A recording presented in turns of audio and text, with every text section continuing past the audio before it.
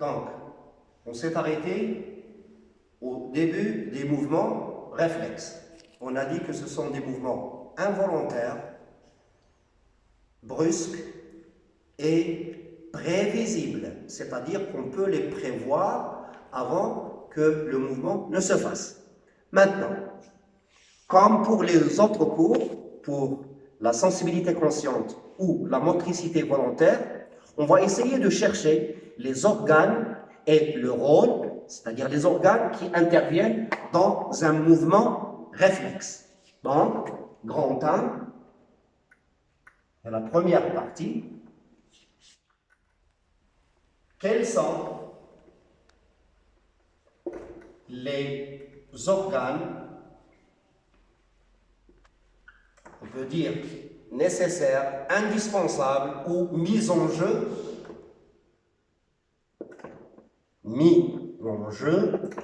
dans un mouvement réflexe.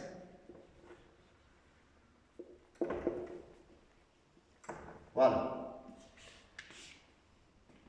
Donc, puisqu'on a vu dans les sensibilités conscientes et la motricité volontaire que le cerveau est très important et l'élément et l'organe primordial dans ces activités nerveuses, essayons de voir est-ce que c'est vrai pour les mouvements volontaires que le cerveau et l'encéphale en général, il fait partie des organes nécessaires et mis en jeu dans le mouvement réflexe. Posons d'abord la question.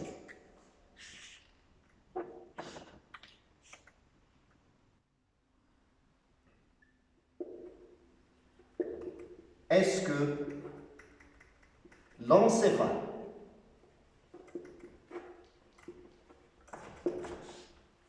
est nécessaire au mouvement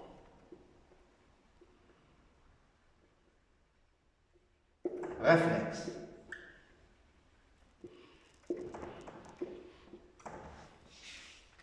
Donc, pour répondre à cette question, nous allons procéder de la façon suivante. Toujours pour chercher le rôle d'un organe dans un organisme ou d'une pièce quelconque, d'un quelconque appareil, on utilise ce qu'on appelle les expériences de castration. Voilà, j'écris expérience de castration.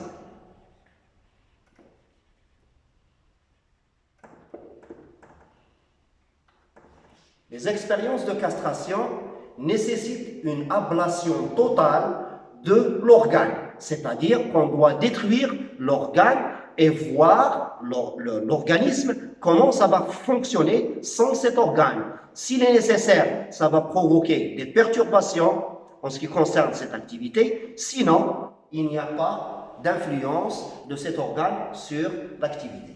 Donc, dans notre cas, on va faire l'ablation, une ablation, je veux dire, bon, castration, on peut utiliser ablation, expérience d'ablation. Le terme que vous connaissez déjà, ablation, une destruction totale de l'encéphale. Mais, vous savez bien quelle est la différence entre encéphale et cerveau. Ici, on parle d'encéphale, c'est-à-dire les trois organes qui sont localisés dans le crâne, à savoir le cerveau, le cervelet et le bulbe rachidien. Tous les trois, ils forment l'encéphale qu'on va détruire chez un animal, puisque l'expérience, on ne peut pas la faire chez l'homme, on va essayer de la faire chez un animal mammifère. Mais, à chaque fois qu'on fait la destruction de l'encéphale chez un animal mammifère, il meurt sur le champ. C'est-à-dire qu'on ne peut pas continuer l'expérience. Donc, il faut un animal sur lequel on va détruire l'encéphale et sans cet encéphale, on va essayer de l'exciter, de le stimuler et voir s'il va faire un mouvement réflexe. Donc, tous les animaux mammifères sur lesquels on pratique une ablation de l'encéphale, ils meurent sur le champ. Un seul animal sur lequel on peut faire l'ablation totale de l'encéphale et que son corps, il reste encore un peu de temps après, et dans ce temps-là, on peut faire l'expérience. Cet animal, c'est la grenouille. C'est la grenouille. Donc,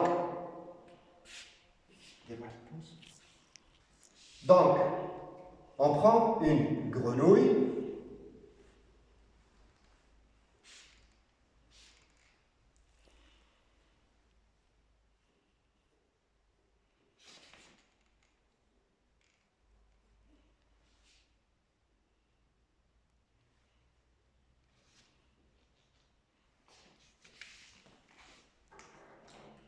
Donc, pour la grenouille, l'encéphale est localisé à ce niveau-là.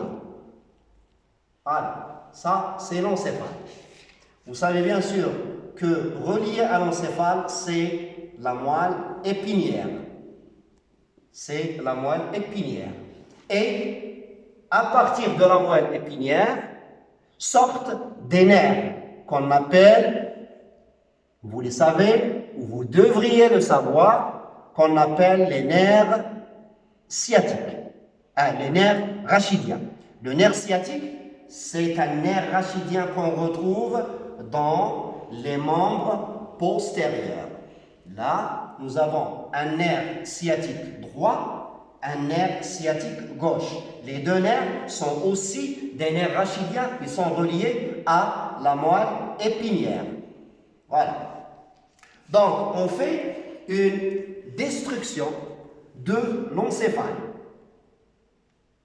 La destruction se fait facilement avec une aiguille qu'on introduit sous la boîte crânienne de la grenouille et on détruit par des mouvements de va-et-vient de cette aiguille pour décérébrer, on détruit l'encéphale. Qu'est-ce qui nous reste dans cette grenouille? Que la moelle épinière et les nerfs rachidiens. On dit, cette grenouille qui n'a pas d'encéphale, on lui donne un nom. Toute grenouille qui est dont le crâne a été, dont l'encéphale a été détruit, on l'appelle une grenouille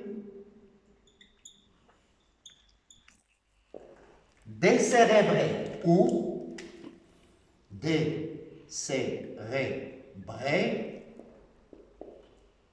ou on l'appelle aussi spinale. Une grenouille spinale, c'est une grenouille qui n'a pas d'encéphale.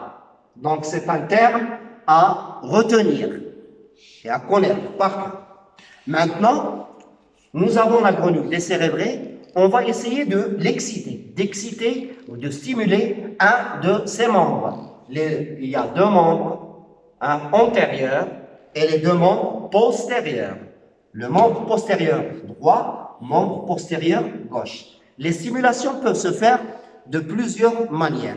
Nous avons des stimulus, des stimuli, je m'excuse, des stimuli, c'est le pluriel de stimulus, des stimuli mécaniques, comme par exemple, avec une aiguille, on essaie de la piquer. Avec une pince, il y a des stimuli mécaniques, il y a des stimuli chimiques, comme par exemple les acides. On peut stimuler la patte postérieure avec un acide ou bien une base, mais qui sont faibles. On n'utilise pas des acides qui sont forts parce que ça va brûler toute la pâte. On utilise des acides ou des bases qui sont faibles pour ne pas dégrader surtout la peau externe.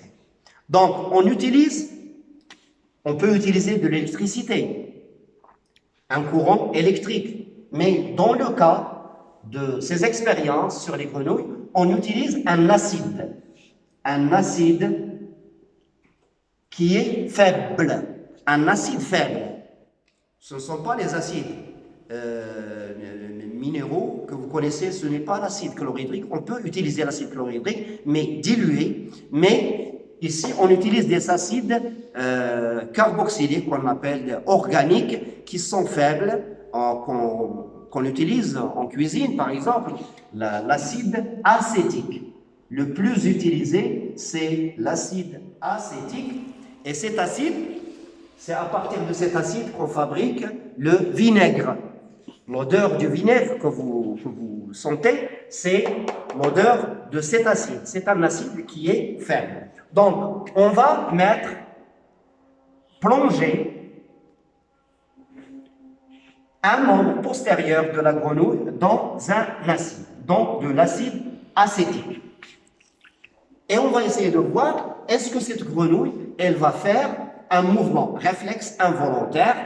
D'abord, est-ce qu'elle peut faire des mouvements volontaires? Non. Pourquoi? Parce qu'il n'y a pas d'air motrice dans le cerveau, puisqu'on l'a détruite. Donc, la grenouille ne peut pas faire de mouvements volontaires. Si elle fait un mouvement, ce serait surtout des mouvements involontaires. Donc, on l'excite avec un acide. Qu'est-ce qu'on constate? On constate que la grenouille, voilà ce qu'elle va faire, hein, elle retire sa patte postérieure de l'acide. Donc, elle a fait un mouvement. C'est un mouvement réflexe, un mouvement involontaire. Un mouvement involontaire. Volontaire, réflexe. Donc, vous voyez que une grenouille décérébrée qui n'a pas d'encéphale, pas de cerveau, pas d'air motrice, lorsqu'on lui excite un membre postérieur avec un quelconque stimulant ou excitant, elle fait un mouvement réflexe pour éviter l'excitation de l'acide.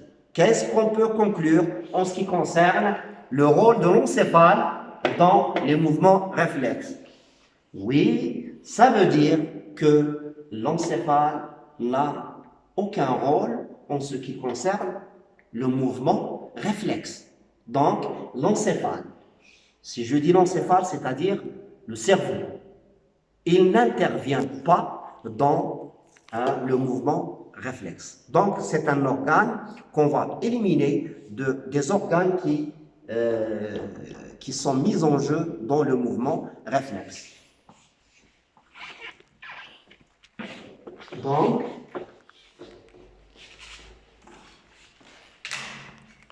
je mets ici, je récapitule ce qu'on vient de dire. Donc, expérience.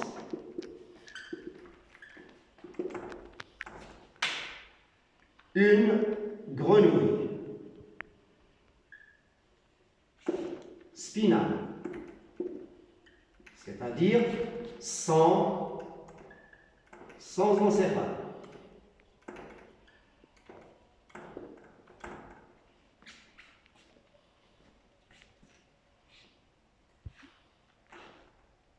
Une grenouille spinale excitée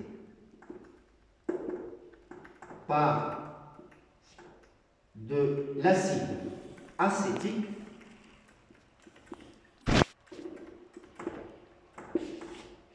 fait un mouvement réflexe. En conclusion, je conclus.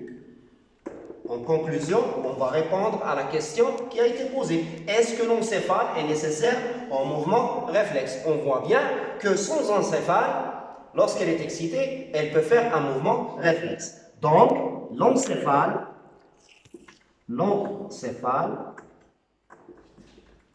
n'intervient pas dans les mouvements réflexes. Donc, en ce cours, on ne va pas utilisé, on ne va pas trouver l'encéphale parmi les organes qui sont mis en jeu dans un mouvement réflexe. Maintenant, essayons de chercher quels sont les autres organes qui interviennent réellement dans ce mouvement réflexe.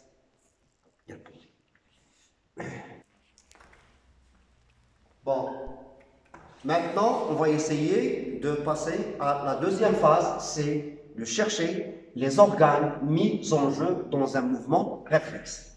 Et pour répondre à ces questions, je vous ai distribué un tableau où il y a des expériences. Voilà. Je crois que vous avez tous ce tableau, où vous avez des expériences, vous avez le schéma expérimental et vous avez les résultats. Donc, c'est un travail que vous allez essayer de faire chez vous. Essayez de bien lire les expériences, le résultat donné par chaque expérience et essayez sur vos cahiers d'exercice de chercher, de conclure pour chaque expérience. Et la séance prochaine, on va essayer d'analyser ces expériences et le résultat et voir qu'est-ce qu'il faut trouver comme conclusion pour chaque expérience. Donc ici, je mets petit 2, analyse de résultats d'expérience.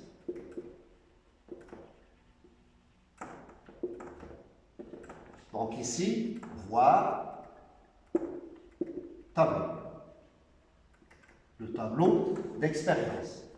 Et j'insiste, s'il vous plaît, essayez de bien lire les expériences et les résultats et essayez, chez vous, bien sûr, de conclure, de trouver les conclusions adéquates pour chaque expérience. La séance prochaine, Inch'Allah, on va essayer d'analyser ces expériences et on va essayer de trouver les conclusions pour chaque expérience. Ainsi, vous aurez l'occasion de comparer ce que vous avez trouvé comme conclusion avec ce qu'on va conclure nous ensemble.